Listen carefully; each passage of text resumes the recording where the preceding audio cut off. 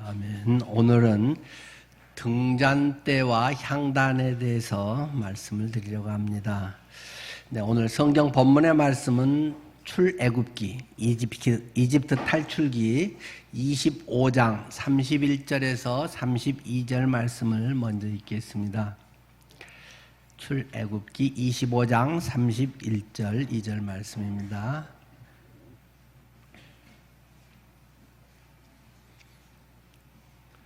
너는 순금으로 등잔대를 쳐 만들되 그 밑판과 줄기와 잔과 꽃받침과 꽃을 한 덩이로 연결하고 가지 6을 등잔대 곁에서 나오게 하되 다른 3가지는 이쪽으로 나오고 다른 3가지는 저쪽으로 나오게 하며 까지 함께 보겠습니다. 오늘 아침 일부 예배 때 제 설교자 앉은 데 뒤쯤에 우리 김정선 집사님이 앉으시는데 오늘은 웬일로 저기 우리 정금옥 집사님이 앉은 그 자리 쪽으로 가서 앉았더라고요. 이 양반이 왜 오늘 그래 앉았지? 하고 뒤에 이제 인사하러 나가면서 오늘 왜 자리를 바꿔서 앉았어요? 물어봤더니 이제 그러면서 양쪽에가 있고 가운데가 너무 비어서 횡해서 그쪽으로 옮겼어요. 그랬더니 목사님 깊은 뜻이 있는 거 모르시죠? 그러더라고요. 모르죠. 여기가 김용문 집사님 자리인데 오늘 못 와서 자기가 그 자리에 앉아서 예배를 했다는 거예요. 여러분들 계속 기도해 주시듯이 그제 김용문 집사님 아내가 전에 암 치료했다가 또 이제 폐에 암이 좀 전이 돼서 그제 수술하고 여러분들이 아침부터 종일 수술 끝날 때까지도 기도하셨지 않습니까? 역시 그분의 빈자리 거기에 내가 오늘은 그 자리에 뭔가 이렇게 참 채워야겠다 그런 마음이 본인에게 들어서 앉았다는 거예요. 역시 저도 아침에 딱 들어오면서 김용문 집사님 뭐 신실한 건 전부 우리가 알잖아요. 지금 뭐 한 10년 넘었나요? 항상 아침 한 7시쯤 되면 교회 와서 마당 다 깨끗이 쓸고 전부 다 정리 끝나고 이제 이따가 아침 일부 예배 드리잖아요. 오늘 아침에 등나무에 이거 잎사귀가 그래도 많이 떨어지진 않았는데 일부 좀 떨어지고 그래서 야 김용문 집사님의 없는 표가 이렇게 나네 하면서 이제 의자만 아내가 이제 좀 이렇게 닦고 대강만 했습니다만은 누구 어떤 한 사람들이 보이지 않게 했던 그런 자리들 그런 것이 우리들에게 잔잔한 여운과 감동과 사랑과 아쉬움을 남기게 되는 것 같습니다. 아마 여기 계신 여러분들의 그 자리, 누군가 또 여러분의 그 빈자리를 보면서 때로는 영원히 함께 할 수 없는 또 그런 순간이 와서 또 떠나보내고 이러면 그 마음들이 그 속에 또 남겨두고 간직하겠죠. 성경에 지금 우리가 이제 성막 마지막 날에 그 성막 1:1 그대로 만들어 놓은 그 곳에 가서 한 2시간 정도 또 강의도 듣고 실제로 똑같이 만들어 놓은 것을 보면서 성막 체험의 시간을 갖게 돼 있지 않습니까? 그래서 오늘 3번째 이런 성막에 대한 설교를 하게 됩니다. 늘 말씀드리듯이 아는 만큼 보이는 거고 성경도 아는 만큼 깨달아지는 것이고 살 수 있게 되는 것이기 때문에 그것을 미리 좀 알아두고 가면 그것에 볼 때도 마음에 다가오는 것이 훨씬 다를 줄 압니다. 늘 저도 대학교 1학년 막 들어가서부터 동아리 들어가면 거기에서랑 제시했던 책 중에 하나가 역사란 무엇인가 하는 카의 책이었던 것으로 기억이 납니다. 카가 썼던 역사란 무엇인가에 유명한 한 구절이 있지 않습니까? 역사란 과거와 현재의 대화다. 역사는 과거와 현재의 대화다. 옛날에 몇 년도에 무슨 일이 있고 누가 어쨌고 그것도 물론 중요한 팩트의 사실이지만 그것 자체가 그렇게 중요하다기보다는 오늘 우리가 이것을 반추하는 것은 되새기면서 나의 삶 속의 그 역사를 공부하는 것은 그 시대 환경과 그때 어떤 일을 하고 그 상황에서 어떻게 했는가를 통해서 오늘 우리를 사는 나의 현재 삶 속에 무엇을 어떻게 해나가야 되는가, 이 역사성 속에서의 그곳에서의 때로는 큰 실수라든가 또는 참 아름다운 극복과 승리의 모습이라든가 이런 것들을 우리의 삶의 교훈으로 받아들이게도 되고 깊은 의미를 또 깨닫는 것, 그런 것이 역사 교육의 중요한 한 대목이 아닌가 하는 이야기들을 수없이 해왔습니다. 신약의 시대에 구약의 이런 성막을 알면 뭐하겠습니까? 우리가 가서 체험하지만 그 속에서 목사가 계속 들어가서 봉사할 것도 아니고 우리가 양 잡아가지고 거기서 제단 번제를 드릴 것도 아니고 알면 뭐하겠습니까? 그러나 성경은 그런 것을 우리에게 남겨두고 많은 분량을 기록하면서 그 속에서 특별히 오늘의 신약 성도들이 신약의 예수 그리스도 그분의 놀라운 공로, 그분의 십자가와 부활의 역사를 통해서 하나님의 뜻이 어떻게 계획된 것이 성취되어 왔는가 하는 것들을 아주 세세하게 이런 특별히 성막을 통해서는 더 아라리 보석처럼 박혀 있다는 것입니다. 그런 것 속에서 우리가 구약을 읽으면서 예수 그리스도를 볼 수 있게 되고 예수 그리스도의 은혜가 오늘 우리에게 얼마나 크고 감동인지를 깨닫게 되고 그것을 통해서 서로 성도가 하나가 되며 하나님을 경외하게 되는 그러한 삶을 살게 된다는 것입니다. 유월절 같은 여러 가지 절기도 7가지 절기나 그렇게 많아 복잡해 준비하기 어려운데 요새 그런 거 좀 안 했으면 좋겠어, 명절 오면 스트레스야, 이렇게 되기 딱 쉬운데 성경은 그런 절기들을 굉장히 강조하고 있단 말입니다. 왜 괴롭히는 거야? 적어도 3가지는 꼭 지켜야 된다 하면 3가지 절기에 대해서 그때는 집에서만 지키지 말고 예루살렘에 가서 지켜라. 그래서 며칠씩 걸려서 가서 합숙하고 노숙하고 이렇게 해서 여러 3대 절기들을 지키게 하는 것 아니겠습니까? 거기서 얻는 것은 무엇이겠습니까? 그것은 편하게 에어컨 아래서 있는 것으로는 살 수 없는 엄청나게 값진 것들이 담겨 있기 때문입니다. 여러분은 혹시 자녀가 어렸을 때 뭘 그린 거라든가 아빠, 엄마께 쓴 편지라든가 그런 것들을 혹시 간직하고 계신 분들이 있나요? 요새는 이제 미니멀라이즈라고 해서 그거 다 쌓아놓으면 엄청 힘드니까 사진으로 찍어놓고 다 버려라 그러잖아요. 사진으로 찍어놓고 한 번씩 이렇게 보시나요? 그때 그 기억이 나고 그 생생한 추억이 얼마나 또 새로운지요. 저는 아마 역사신학자를 했으면 상당히 잘했지 않을까 싶을 정도로 저는 고증, 자료 수집 이런 거를 되게 잘하는 편입니다. 제 아이 유치원 미술학원 들어가서부터 한 것들을 저희가 한 걸 거의 다 지금도 다 모아놨습니다. 결혼할 때 네가 한 건데 가져갈래? 했더니 안 가져간다고 그러대요. 정작 본인은 그렇게 그게 큰 의미를 안 갖는데 저는 바인더로 해서 전부 다 해놨습니다.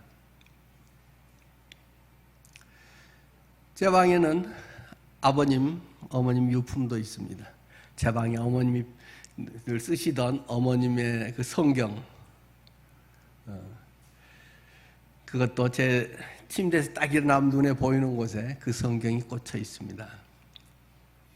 또 옆에는 제 큰형이 했던 유품, 만들었던 그런 것들, 형이 또 썼던 책들 전집 이런 것들이 꽂혀 있습니다. 제가 과거에 매여서 과거의 어떤 것들에 집착해서 그러는 것이 결코 아닙니다. 다 사그러질 것이고 다 때로는 버려야 되는 것입니다. 제가 죽으면 누가 그걸 감당하겠습니까? 또 이사 가면 상당히 버려야 되는 거고 어느 시기에 되면 버려야 되는 건 맞습니다.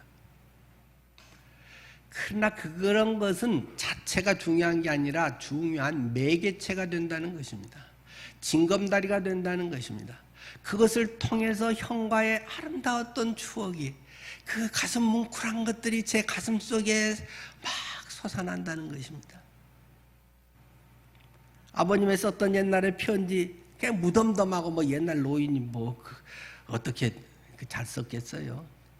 뻔한 것 같은데 하숙집으로 보내셨던 편지, 어머님이 뭐 했던 그런 것들이 뭐 들춰보지 않아도 뭐 내용들은 뭐 거의 알고 있고, 그런 것들이 눈길이 갈 때마다 그 부모님에 대한 사랑, 형들에 대한 그런 고마움, 정성, 물론 우리 성도들이 제게 보내준 편지도 많이 있습니다.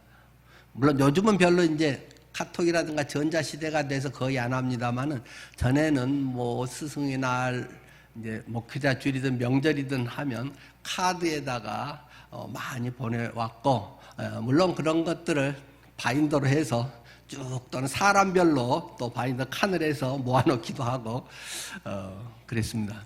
지금도 있습니다. 한 번씩 들춰보면 목회 초창기에 그런 감동들이나 그 잃어버렸던 새록새록 새로운 느낌이 들곤 합니다.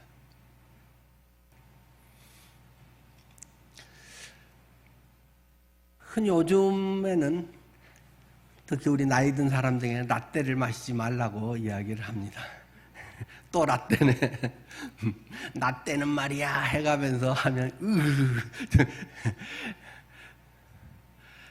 근데 다시 생각해 보면 라떼를 잘 마셔야 되지 않을까 그런 생각이 또 듭니다. 성경은 자주 너희가 광야에서 하나님이 너희를 어떻게 품으셨는지를 기억하라. 너희의 조상들이 광야 생활에서 어떻게 하나님께 대적했는가를 기억하라. 성경은 자주 옛날 이야기를 들먹이고 있습니다. 너희가 애굽에서 어떻게 살았는가를 기억하라. 자칫하면 우리의 삶이 현재에만 머무르게 됩니다. 눈에 보이는 것에만 머무르게 됩니다. 당장 필요한 것에만 머무르게 되기 십상입니다. 그러나 우리의 그런 라떼가 우리를 새롭게 마음에 그걸 되살려냅니다. 감동을 되살려냅니다. 살아있는 교훈으로 오늘 우리에게 다가옵니다. 자기 자랑이나 뭐 내가 뭐 이렇고 저렇고 포함되는 이런 시잘데없는 거는 쓸데없겠지만은 과거의 고향의 소중한 추억 같은 것들이 내게 얼마나 정서적으로 위로가 되고 내 마음의 상처를 치료하는지 모릅니다. 그래서 나이 들면 동창회가 뭐 활동하는 거 아닐까 싶기도 합니다.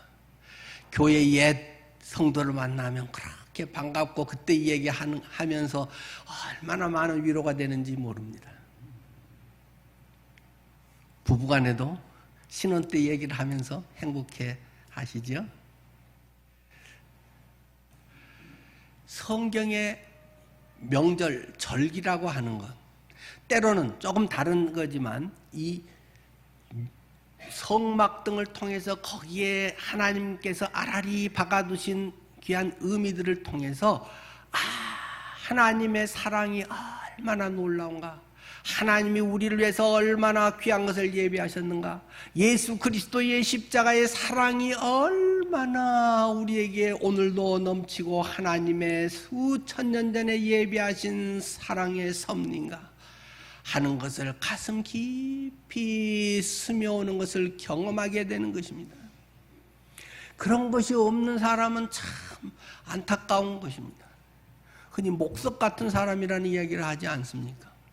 정서가 없는 사람은 많은 것을 잃어버린 것입니다. 현재 정보와 데이터만 있는 사람은 불쌍한 사람입니다. 지식만 있는 사람은 불쌍한 사람입니다. 감정과 정서가 고향에, 내 마음의 영혼의 고향을 그리워하면서 그것이 내 속에 오늘날 더 아름답게 구현되어 가는 것을 경험해 가면서 하늘의 천국을 소망하면서 살아가는 것이 얼마나 복된 것인지를 성경은 자꾸자꾸 우리에게 일깨워주고 있는 것입니다. 자칫하면 눈에 보이는 것에 당장에 먹고 살고 승진하고 결혼하고 행복하고 뭘 집을 사고 무슨 차를 사고 모세에서 남보다 낫고 이런 눈에 보이고 뻔한 것, 그것에 우리의 온 삶을 내맡기고 거기에서의 조금 앞서면 우쭐하고 폼재고 거기에서 뭐 자기가 대단한 것처럼 생각하고 내가 무슨 인플루언서처럼 생각하고 그러한 우리들의 이런 얄팍하고 세속적인 것에 너무 찌들어가고 그것이 지혜롭고 똑똑하고 승리한 것이라고 성공적인 인생이라고 말하는 시대 속에 같이 파묻혀버리게 된다는 것입니다. 예수 믿는 사람들은 정서가 풍부하기를 바랍니다. 성경은 우리에게 그런 것을 계속적으로 말해주는 것입니다. 그런 것을 우리에게 일깨워줍니다. 생기를 불어넣어줍니다. 그 속에서 하나님의 얼마나 놀라운 은혜인지를 경험하게 됩니다. 자, 성막의 이야기로 더 이제 구체적으로 들어가 보겠습니다.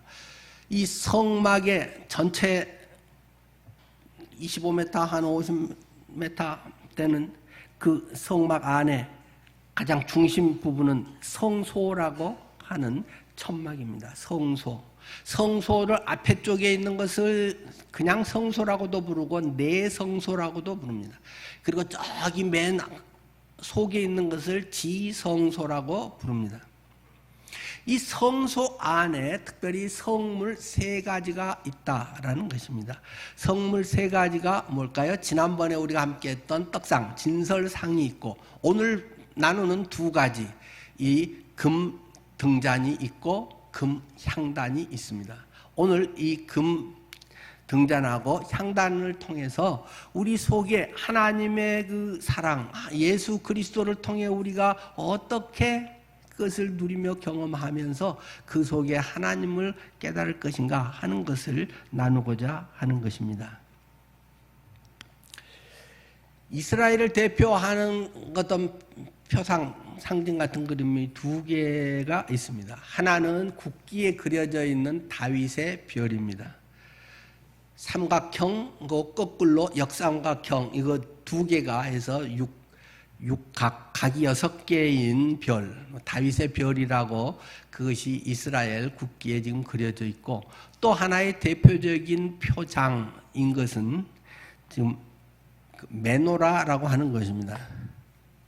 이건데 실제 이스라엘에 가면 이런 모양으로 거의 만들어져 있고 뭐 팔고 그렇죠. 국회의사당에도 대리석으로 크게 어마어마하게 만들어져 있고 곳곳에 뭐 동전에도 이거 새겨져 있고 곳곳에 이스라엘을 대표하는 것이 이 등잔 메노라라고 하는 것입니다. 여러분 보여드리려고 일부러 사왔습니다.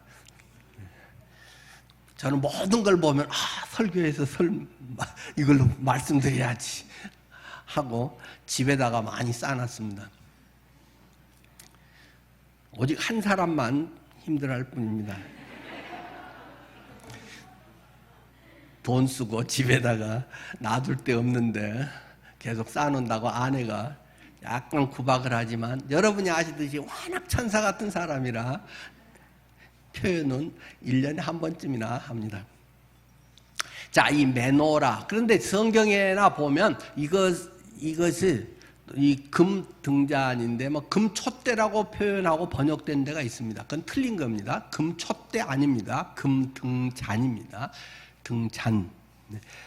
성경에 여기 금 등잔에 대해서 그 읽을 때 굉장히 복잡합니다. 못에 그러니까 뭐 꽃과 꽃 받침과 뭐 갈래가 여기에서 뭐가 세 개가 있고 어쩌고 막 복잡한데 이 그림을 딱 보고 나서 하면 오 쉽네 하고 금방 들어오게 되죠. 여기 밑에 판이 있고 거기에 중심 기둥되는 가지가 있고 거기에 세 가지씩이 쭉 나오잖아요. 세 가지마다 이게 꽃과 꽃봉오리와 꽃받침이 있다. 그래서 하나, 둘, 세 개 같이 붙어 있는 것들이 이제 쭉 있고 맨 위에가 여기다가 이제 올리브유를 넣고 여기다가 심지를 넣고 불을 켜면 이게 이제 불이 환하게 켜지는 거죠. 여러분 잘 아시듯이 성막은 천막으로 탁 디귿자같이 덮어놓은 것입니다. 그렇기 때문에 그 안은 깜깜합니다. 캄캄합니다. 제사장이 그 안에서 일을 하는데 할 수가 없습니다. 넘어져가지고 뭐 떡상을 엎고 뭐 향단을 엎고 이러면 되겠습니까? 거기에서의 유일한 빛이 금 등잔 이것이 있기 때문에 여기에 불이 켜져 있기 때문에 그 안에서 그 일을 잘 할 수가 있게 되는 것입니다. 이 금 등잔 우리 성경에 보면 오늘 본문에서 읽은데도 너는 순금으로 등잔대를 쳐서 만들다. 이거 뭐 한자 전문 용어는 뭡니까? 단조라고 하죠. 뭐 부어서 만드는 것을 주조라고 하잖아요. 틀에다가 쇳물을 부어 넣는 것은 이제 주조 방식이고 이것은 단조 방식이다. 얇게 두드려 가지고 우리 냄비 같은 거 뭐 이렇게 하듯이 금을 두드려 가지고 이렇게 만드는 것이다. 그런데 이것을 한 달란트로 한 덩어리로 만들어라라고 기록이 되어 있습니다. 한 달란트. 달란트라는 말 뭐 우리 익숙하지 않습니까? 달란트 영어로는 뭐 달란트, 탤런트. 탤런트가 뭡니까? 드라마의 연기자가 탤런트잖아요. 재능 있는 사람, 재능 뭐 이런 이제 의미로 지금 쓰이지 않습니까? 이 달란트에서 나온 그 영어 단어죠. 이 달란트는 원래 단위죠. 무게 단위죠. 달란트 하면 우리 복음서에 금방 깨달아지는 게 있지 않습니까? 무엇일까요? 예. 주인이 가면서 어떤 사람에게는 5달란트를, 어떤 사람에게는 2달란트를, 어떤 사람에게는 1달란트를 맡기고 갔다. 나 갔다 올 때까지 그거 갖고 종잣돈을 해서 사업 잘 해가지고 잘 늘려라. 잘 값을 가치 있게 만들어라. 하고 갔더니 5달란트 받은 사람은 열심히 사업을 잘 해가지고 10달란트를 만들고 2달란트도 또 역시 배나 4달란트를 만들고 그런데 1달란트를 맡겨주었더니 그 사람은 야 이거 하고 하다가 사업 망하면 내 돈 물어놔야 되는 거 아니야? 괜히 고생하고 욕만 먹는 거 아니야? 그래가지고는 저기 방구석에다가 장롱 속에 넣어놨다. 땅 속에 항아리에다가 묻어놔 버렸다. 그런데 어느 날 주인이 돌아와서 야 니들 어떻게 했는가 좀 보고 좀 해봐라. 그래서 그냥 2달란트, 5달란트인 사람은 통장을 쫙 보이면서 이렇게 했습니다 주인님 하고 이야기하는데 이 사람은 그거요 예, 하고 그냥 먼지 툴툴 털어가지고 갖다 줬다는 것입니다. 그랬더니 주인이 이 악하고 게으른 종아 그랬으면 내가 은행에 맡겨갖고 이자라도 불어나게 할 텐데 예수님 당시에도 은행이 있었습니다. 그건 고고학적으로도 다 발견된 겁니다. 이자라도 더 남게 할 텐데 거기다가 처박아 놨냐? 그럼 내가 내한테 뭐하러 맡겼겠냐? 이러면서 아주 호된 책망을 했다. 우리 달란트 비유를 잘 알고 있습니다. 주님은 여러분에게 다 달란트를 맡겨두시지 않았습니까? 적어도 구원받은 자녀는 한 사람도 빠짐없이 모두가 하나님의 은사를 주시고 하나님께서 다 달란트를 맡겨주셨다는 것입니다. 그런데 1달란트는 나는 뭐야 쟤는 5달란트나 주고 나를 우습게 여기는 거야? 나 쟤 20%밖에 안 되는 거야? 늘 비교 경쟁 속에 열등감과 늘 원망스러운 마음에 있는 거죠. 그런데 여러분 생각해 보십시오. 한 달란트를 쳐서 금으로 만들었다. 주인이 그 금 한 달란트를 맡기고 왔는데 그게 얼마 된다고요? 한 달란트는 34kg입니다. 금 34kg이란 말입니다. 금 한 돈 3.75g이 요새 한 30만 원 정도 왔다 갔다 합니다. 3.75g이 30만 원이면 수학 잘하신 분들 계산해 보세요. 약 34kg, 약 계산하기 좋게 37.5kg라고 계산해 봅시다. 그러면 얼마 되나요? 예, 수십억에 수억에 단위가 한 달란트란 말입니다. 주님이 푼돈 주듯이 하나 해볼래? 하고 그냥 아무거나 맡기는 것이 아니라는 말입니다. 금 한 돈, 요새는 뭐 아이들 돌도 금 한 돈도 이제 부담되니까 뭐 반 돈짜리 반지가 많이 나왔대요. 금 한 돈, 두 돈, 뭐, 이렇게 해서 막 회사에서 이제 은퇴하고 졸업 잘하면 막 한 양 10돈짜리 주고 그러는데, 그래봐야 몇 그램짜리. 34kg을 주님은 우리에게 맡기셨습니다. 이것이 뭐 우습게 그냥 뭐 이렇게 만든 게 아니라 34kg의 금을 갖다가 얇게 펴고 두드리고 이렇게 해서 이렇게 동그랗게 만들고 이렇게 해서 금 등잔을 만들어라 하고 기록하고 있다는 사실입니다. 자, 뭐 여러분이 그 정도면 이제 아시니까 한번 좀 의미 쪽으로 나가 보도록 하죠. 그 깜깜한 것 속에서 우리의 인생이 한치 앞을 아는 존재인가요? 많이 배우고 지식이 많으면 뭘 아는 건가요? 정보가 많으면 꼭 뭘 아는 건가요? 돈이 많고 승진을 하고 높은 자리에 있고 몸 건강하고 하면 내 인생이 보장되는 건가요? 우리는 이번 폭우를 통해서도 한순간에 정말 엉뚱한 일이 얼마든지 일어날 수 있다는 사실을 계속 경험하고 있습니다. 청양의 비가 한꺼번에 쏟아졌는데 이것이 500년이나 1000년에 한 번 쏟아질 양이다. 500mm가 이렇게 한꺼번에 쏟아져 버린 건 우리 한반도에서는 한 1000년에 한 번쯤 생길 만한 일이다는 뭐 뉴스 계속 나오지 않습니까? 갑자기 그냥 지하도 들어가는데 한순간에 물이 차서 몇 분이 죽고 뭐 11명 실종에 뭐 아까 6분 시신을 뭐 찾았다고는 또 합니다만은 정확한 것은 지금 아직 잘 기사들이 업데이트가 덜 돼 있네요. 더 오히려 누구는 그냥 집에 가만히 있는 사람은 또 멀쩡한데 성실하게 열심히 출근하고 퇴근하고 낮에 무슨 영업을 하고 열심히 그 폭우 속에서 일하고 힘들게 운전하고 간 사람들이 그냥 잠깐인 그 지하차도 몇 메타 되지도 않은 그 속에 갇혀가지고 그렇게 죽음을 당해서 집에 시신으로 돌아갑니다.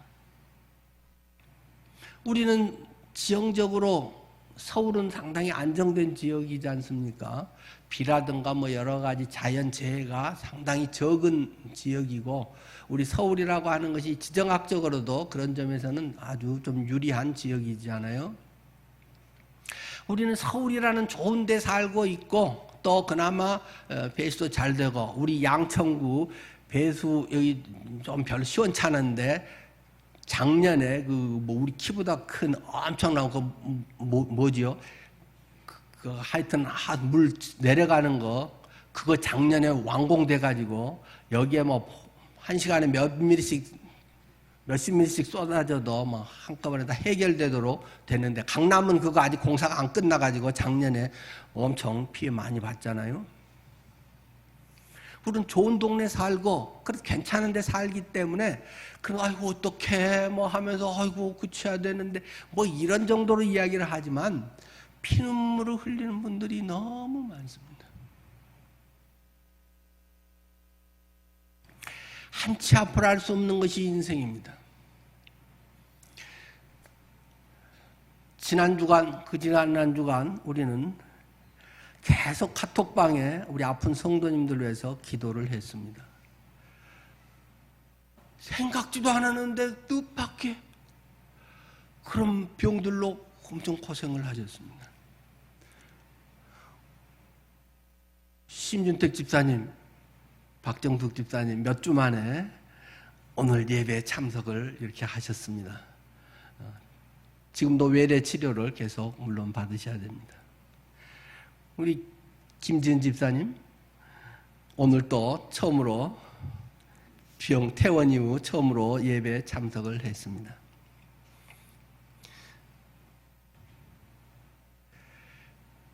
이것이 누구의 일이 언제 일어날지 누가 알 수 있을까요? 나는 예외라고 할 수 있을까요? 건강관리를 잘해서요? 누구도 언제 어떤 일이 날지 알 수 없는 것이 인생입니다. 한치 앞도 볼 수 없는 캄캄한 존재가 인생이라고 하는 존재입니다. 이러한 가운데 불이 쫙 켜졌다는 것입니다. 한두 개도 아니고 7개가 요거는 장난감같이 그냥 기념품이니까 이러지만 34kg의 금을 얇은 금판으로 만들어서 이렇게 크게 만들어서 그 안을 환하게 비춰주고 있다는 것입니다. 누가요? 예수 그리스도. 나는 세상의 빛이다. 예수님께서는 말씀하셨습니다. 빛이신 예수 그리스도.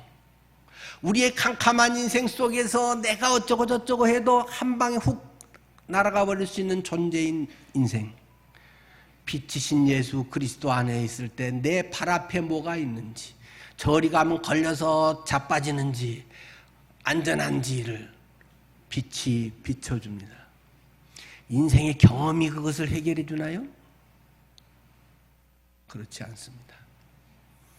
빛이신 예수 그리스도, 그분 안에, 정금이신 그분 안에, 참으로 온전한 신성이신 그분 앞에 하나님의 아들이신 예수 그리스도, 그분이 빛이 되시기에 내 인생이 환해집니다. 평안해집니다. 앞에 무슨 일이 나도 잠깐 덜컹은 하고 순간에 당황은 하지만 그렇게 두렵지 않습니다. 영생의 확신이 있습니다. 하나님의 은혜와 능력에 대한 믿음이 내 안에 생기게 됩니다. 가지가 7개잖아요. 7개는 성경에서 종종 우리에게 뭘 또 암시해주고 있습니까? 완전하다. 완전하신 하나님. 하나님이 우리의 삶의 모든 것을 속속들이 눈동자같이 지키시고 머리카락 숫자까지도 세실 만큼 하나님은 우리의 삶에 완전하신 분이다. 완전하신 하나님, 그분이 우리의 완전하신 분으로 불을 쫙 켜고 계신다는 사실을 기억해 주십시오. 아까 등잔이라고 했는데 여기 위에 잔에 감람유를 붓습니다. 그 감람유는 울트라 버진 올리브유입니다. 요즘 뭐 울트라 버진 올리브유라고 우리가 표현하지만 그건 벌써 다 성경에 나와 있는 말입니다. 뭐라고 나와 있나요? 단지 성경은 조금 단순하게 레위기 24장 2절에 순결한 기름, 이걸 뭔가 있어 보이게 표현하는 것이 울트라 버진 올리브유. 뭐 그래가지고 사람들에게 뭐 이제 조금 비싸게 파는 거잖아요. 이거는 촛대나 파라핀 같은 걸 뭐해서 꽂아서 되는 것이 아니고 감람유는 근데 정확한 게 사실은 아닙니다. 감람 한자 조금 다릅니다. 올리브유가 좀 더 정확합니다. 올리브유를 넣어서 기름을 이렇게 하는데 그것이 순결한 것이어야 된다. 전에 한번 보여드린 적이 또 있지만 이것이 예수님 당시 시대에 아마 예수님 집에도 있었을 거예요. 이것이 쓰던 등잔입니다. 2000년 전에 그 이스라엘 유대 지역들을 고고학자들이 발굴해낸 겁니다. 이것은 서민들이 예수님 시대에 썼던 것 그것을 그대로 모조품으로 만들어낸 것을 이제 제가 사온 겁니다. 여기는 이제 편하게 하려고 그 파라핀 초를 해서 이렇게 하게 돼 있습니다만 이건 짝퉁이고 여기 속에는 원래 아무것도 없습니다. 여기다가 감람유를 넣어서 여기다가 심지를 만들어서 불을 붙입니다. 근데 해보니까 제가 집에 있는 걸로 해서 제가 또 다 실험을 해 봤지 않겠어요? 그름이 되게 많이 나더라고요. 아, 이게 좀 싼 거를 내가 했구나. 올리브유, 이게 베들레헴에서 직접 해서 한 거, 이게 나무는 이게 감람나무로 깎아서 조각을 해가지고 감람나무에다가 이제 올리브유 이게 담아놓은 거를 보여드리려고 사왔습니다. 네. 감람나무가 엄청 그 조직이 치밀하고 무늬가 굉장히 현란할 정도로 많습니다. 아마 곧 주보에도 또 한번 쓰겠지만 감람나무에 대한 이야기, 올리브나무 쓰겠지만 이것이 1000년 이상 갑니다. 한 2000년도 삽니다.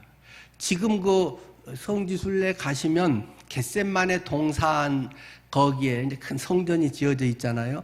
그 옆에 보면 이 올리브나무가 몇 개인가요? 6개인가? 8개인가요? 이렇게 아름드리 올리브나무가 있습니다. 그 중에 몇 개는 2000년이 넘었다고 그럽니다. 그래서 예수님이 실제 그곳에서 그 기도할 때 하나님이여 내 뜻대로 마시고 아버지의 뜻대로 하옵소서 땀방울이 핏방울이 되도록 기도했던 소리를 그 올리브나무 중에 몇 그루는 직관하면서 직접 들었을 것이다. 이렇게 이야기를 합니다. 2000년이 넘었고 그 자리가 이제 맞다면 뭐 맞을 거라고 얘기하잖아요. 제가 그래서 만져보고 물어봤는데 대답은 안 하더라고요. 예수님이 있던 현장에, 그때는 가늘었겠지만 그 현장에 있던 예수님의 겟셋만의 기도를 들은 이 나무, 인류 역사의 수천 년의 그 주님의 피와 땀과 주님의 그 사랑을 고스란히 기억할 그 나무, 오늘 우리들의 삶 속에 그것은 오히려 더욱 생생하게 물질로가 아니라 우리의 영으로 더욱 충만하게 그것이 나타나 있지 않겠습니까? 올리브나무 그것을 하는데 이건 순수한 것으로 써야 된다. 대충 싸구려로 하지 말고 정말 순수하고 아주 정제가 잘 된 걸 써야 된다. 성경에서 요한복음에랑은 특히 많이 이야기하잖아요. 그 기름, 그것은 성령, 사도행전에도 마찬가지고요. 성령을 말한다. 뭐 성경에 꼭 여기 본문에서 그렇게 써져 있지는 않아요. 출애굽기에서는. 근데 충분히 그렇게 연결할 수 있지요. 성령께서 늘 그것에 공급원이 되시고 그래서 그곳에 금등잔인 빛이신 예수 그리스도가 거기서 환하게 삶을 비추고 하나님의 일을 그것에 하게 한다는 것입니다. 여러분 속에는 그 성령님이 계셔서 날마다 우리를 주관하시나요? 그 성령님이 정말 울트라 버진 성령님이신가요? 잡탕이 돼 있거나 찌꺼기가 있거나 나의 욕망을 채우기 위해서 내가 뭔가 조금 더 남보다 두드러져 보이고 인정을 받고 뭐 내가 존재의 의미가 어쩌고 저쩌고 나의 어떤 세속적인 것들에 가미된 것이 아니라 오직 주 예수 그리스도 주님의 그 순수한 은혜와 사랑 그것만이 나의 삶의 밑거름이 되고 내 삶을 움직여주는 놀라운 역사. 그것이 이 올리브 성령의 기름이 내 속에서 끊임없이 24시간 불 꺼지지 않게 하라.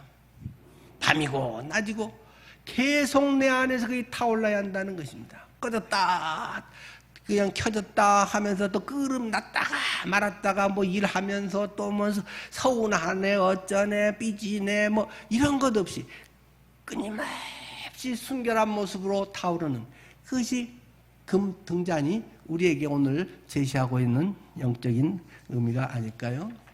빛이신 그리스도 그분을 따라서 나도 빛인 그리스도인의 삶 그것이 오늘 우리의 사명인 줄 압니다. 두 번째는 향단이 제시되어 있습니다. 향단은 출애굽기 30장 1절에서 5절이죠. 너는 분향할 제단을 만들지니 곧 조각목으로 만들되 조각목 사막의 아카시아 지난번 제 꺾어온 거 보여드렸죠. 조각목으로 만들되 길이가 한 규빗 약 한 50cm 너비가 한 50cm 네모 반듯하게 하고 높이는 한 1m 정도로 하고 그 뿔을 거기에 이제 이어지게 위 끝에다가 이렇게 쭉쭉 나오게 하고 제단 상면과 전후 좌우면과 뿔을 순금으로 싸고 주위에 금태를 두를지니 금태 아래 양쪽에 금고리 둘을 만들되 들고 다녀야 되니까 성막 이동할 때요. 곧 그 양쪽에 만들지니 이는 제단을 매는 채를 꿰을 것이며 그 채를 조각목으로 만들고 금으로 싸고 조각목 사막 아카시아로 만들고 그것을 그 금으로 얇은 금으로 감싼다. 금도금 하듯이 나무를 이게 감싸는 그렇게 해서 향을 피우라고 말을 하고 있습니다. 자, 그런데 성경에 자세하게 보면 이것이 내 성소 아까 그 세 개의 그 떡상과 금 등잔과 향단이 같이 세 개가 들어있는 것으로 뭐 모든 성막책이란 거 다 그려져 있죠. 그런데 성경에 보면 출애굽기나 이런 데는 그렇게 써져 있고 히브리서에 보면 다르게 묘사가 되어 있습니다. 히브리서 9장 3절 4절이죠. 또 둘째 휘장 뒤에 있는 그 장막을 지성소라 일컫나니 그 지성소에서는 금향로와 사면을 금으로 싼 언약궤가 있다. 지성소 안에 금향로가 있고 언약궤가 있다. 그 언약궤 안에는 만나를 담은 금항아리와 아론의 쌍난지팡이와 언약의 두 돌판이 있다고 명확하게 히브리서 9장 3, 4절은 이야기합니다. 그럼 어디 있다는 거야 도대체? 지성소에 있다는 거야? 휘장 안쪽에 있다는 거야? 바깥쪽에 있다는 거야? 모르죠 뭐. 성경이 두 개 다 써놨으니까. 그럼 성경은 틀렸나? 그러면 이제 초보가 되겠죠? 아마 의미적으로 이것을 깨달아야 할 것 같아요. 의미적으로 그 향이 피어오르는 것은 무엇을 말하는 것이냐 하는 것을 성경은 우리에게 요한계시록 8장 3, 4절은 이렇게 이야기합니다. 또 다른 천사가 와서 제단 곁에 서서 금향로를 가지고 많은 향을 받았으니 이는 모든 성도의 기도와 합하여 보좌 앞 금제단에 드리고자 함이라. 향연이 성도의 기도와 함께 천사의 손으로부터 하나님께로 올라가는지라. 이 향단에 향이 올라간다.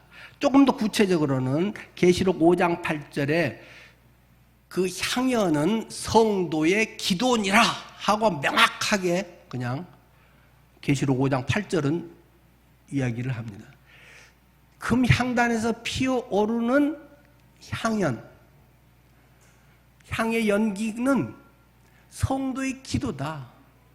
그런데 이쪽에 있으면 휘장은 완전 밀폐 그런 게 아니기 때문에 틈새가 많잖아요. 여기서 향을 막 24시간 피우면 그것이 지성소까지 들어간단 말입니다. 지성소로 들어가서 지성소도 향이 가득하다는 말입니다. 이 성도가 이 땅에서 우리가 기도를 하지만 그 기도는 이 땅에 머물지 않고 하늘 보좌에까지 올라서 하나님께 연락되는 것이 기도다. 그래서 이쪽에 있지만 세상 일 같지만 하늘의 일이다 라는 것을 그 의미를 우리에게 또 보여주는 것이라고도 하겠습니다. 아침과 저녁으로 그런데 그 향을 계속 추가 보충해 줘라. 그것이 24시간 끊어지지 않게 하라. 너희의 기도가 항상 하나님 앞에 올려지도록 해라. 하나님 앞에 항상 깊은 교제와 사랑의 기도 가운데 그것이 지성소에 있는 건지 성소에 있는 건지도 구분이 안 될 만큼의 늘 혼연일체가 되는 그러한 것이 이 성물 등을 통해서도 우리에게 말해주고 있습니다. 그리고 그 향단에 매우 중요한 한 가지 의미가 있습니다. 아까 뿔이 있다 그렇게 이야기를 했는데 출애굽기 30장 10절에 보면 아론이 1년에 한 번씩 이 향단 뿔을 위해서 속죄하되 속죄제의 피로 1년에 한 번씩 대대로 속죄할지니라. 이 제단은 여호와께 지극히 거룩하니라.